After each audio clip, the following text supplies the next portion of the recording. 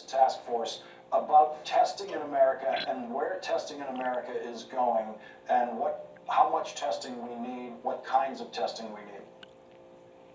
Well, first of all, there's three basic questions we need to address. Number one, what are we going to do about test reagents? This is largely provided by the private sector. The whole world wants them, and so we have to adjust how we're manufacturing them. This can't happen overnight, but it needs federal leadership to make that happen. That'll give us more tests. The second thing we have to figure out is how well do they work.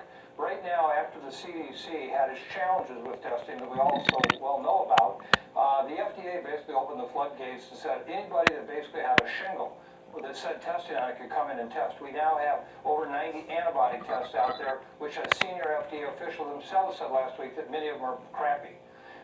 So we've got to clean up the testing itself so that we know what really works and not. I mean, you wouldn't know if you're a physician's office or you're a clinic right now, a laboratory, how well these work.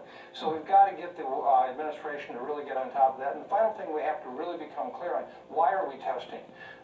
We have too many people getting on these talk shows, writing articles and papers saying test, test, test, without understanding what these tests can and can't do. I believe in the testing very much, but it's got to be done appropriately, meaning that if I go out and just test a large group of people right now, half of them on antibody will be just false positives, meaning if I told a nurse you're antibody positive, you have a 1 in 2 chance, it's not even true. That's the kind of work we need to do. Instead of just, are we testing or not, we need the federal government to lead us in all three of those categories.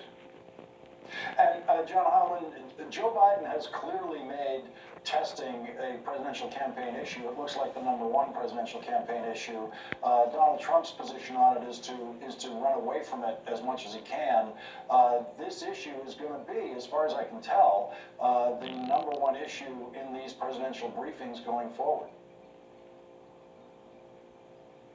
I think that the Biden campaign has a slightly broader critique, Lawrence, and I think it is going to be,